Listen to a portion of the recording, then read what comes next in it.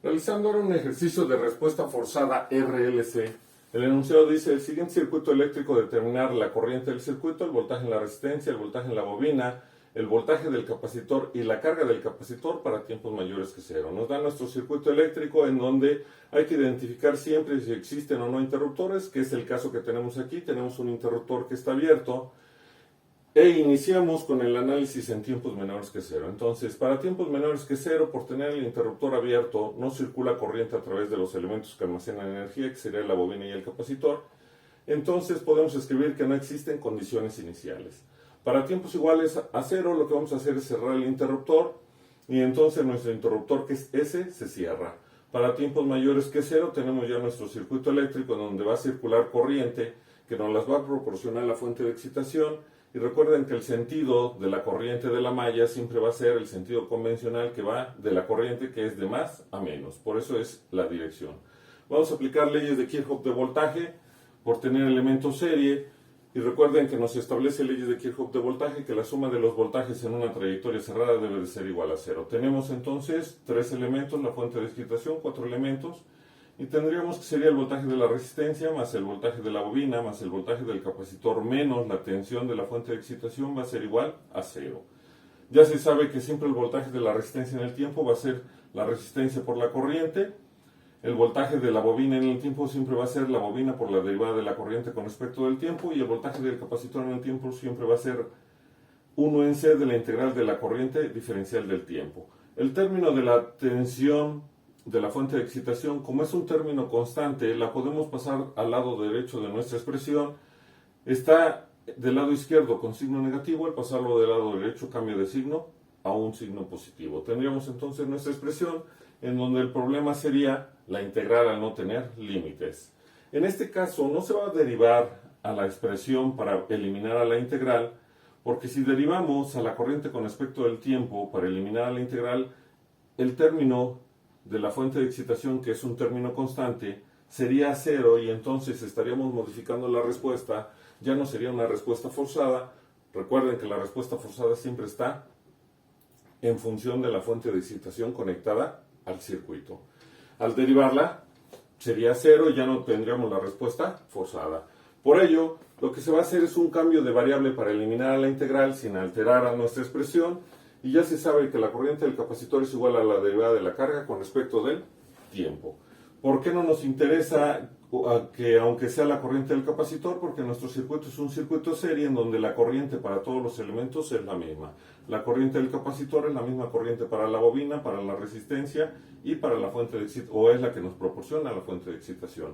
Entonces, sustituyendo a la corriente en nuestra expresión, tenemos que nos queda, que es la bobina por la segunda derivada de la carga con respecto del tiempo, más la resistencia por la derivada de la carga con respecto del tiempo, más 1 en C de la integral de la derivada de la carga diferencial del tiempo por la diferencial del tiempo es igual a la tensión de la fuente de excitación. ¿Qué logramos con esto? Pues que la integral se elimina con la derivada, la diferencial del tiempo en el denominador se elimina con la diferencial del tiempo que está multiplicando, y entonces ya tendríamos una ecuación diferencial de segundo orden, que desde aquí podríamos empezar con su solución. Pero para no verla tan saturada de términos, vamos a utilizar un operador que ya se sabe que es la D mayúscula, y es igual a la diferencial con respecto del tiempo, por lo cual nuestra expresión quedaría como la bobina por la segunda derivada de la carga, más la resistencia por la derivada de la carga, más 1 en C por la carga, es igual a la tensión de la fuente de excitación. Si factorizamos el término de la carga, nos quedaría la bobina por la segunda derivada más la resistencia por la derivada más 1 en C, todo ello por la carga, es igual a la tensión de la fuente de excitación. El coeficiente de la L de mayor grado, recuerda que siempre debe de ser 1, entonces hay que dividir toda la expresión entre el valor de la bobina. Y nos quedaría D cuadrada más R sobre L por D más 1 sobre LC, todo ello multiplicado por la carga va a ser igual a la tensión de la fuente de excitación entre la bobina, y sería nuestra expresión A, o nuestra ecuación diferencial de segundo orden no homogénea que tendríamos que resolver.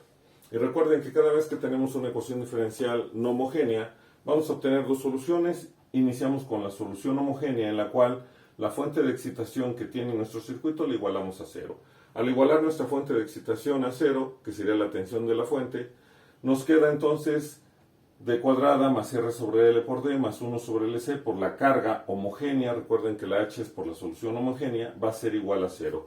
Ya tenemos una ecuación diferencial homogénea en donde en este caso lo que vamos a obtener son las raíces de la expresión para poder empezar a darle solución. Entonces, por ser una ecuación diferencial de segundo orden, se van a obtener dos raíces. Tenemos que d, o vamos a emplear la ecuación general para obtener las raíces de una ecuación de segundo orden, es igual a menos b, que sería menos r sobre l, más menos la raíz cuadrada de b cuadrada, que sería r cuadrada sobre l cuadrada, menos 4a, que vale 1, por c, que es 1 sobre lc. Entre 2a nos queda 2. Separamos términos introduciendo al 2 dentro del radical y dividiendo al primer término. Entonces nos quedaría menos r sobre 2l más menos la raíz cuadrada de r cuadrada sobre 4l cuadrada menos 1 sobre lc. Como ya se hizo un trabajo anterior en respuesta libre, vamos a usar los mismos términos o las mismas representaciones para poder trabajar y encontrar las raíces, y tenemos que r sobre 2l va a ser siempre el coeficiente de amortiguamiento, que ya se sabe que es alfa.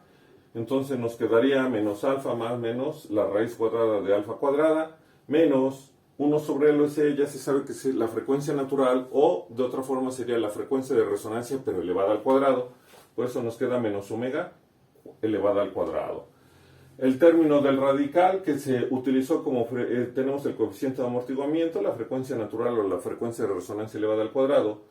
Como se están empleando los dos términos, tenemos a beta, que ya recuerden, se puede usar o la pueden encontrar como omega, su índice d.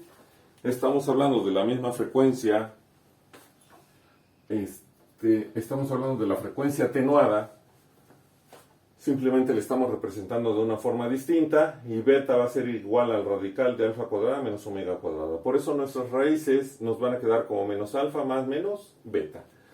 Y como lo que está dentro del radical nos va a determinar el tipo de raíces que se pueden obtener, que pueden ser raíces reales e iguales, reales y diferentes, y complejas y conjugadas.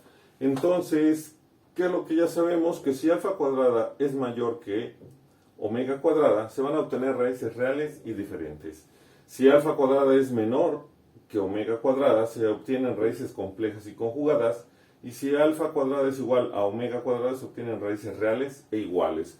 No les podemos llamar igual que la respuesta libre, porque precisamente esos nombres son para la respuesta libre. Esta sería respuesta forzada. Lo que sí sabemos es que vamos a obtener el mismo tipo de raíces por ser una ecuación de segundo orden.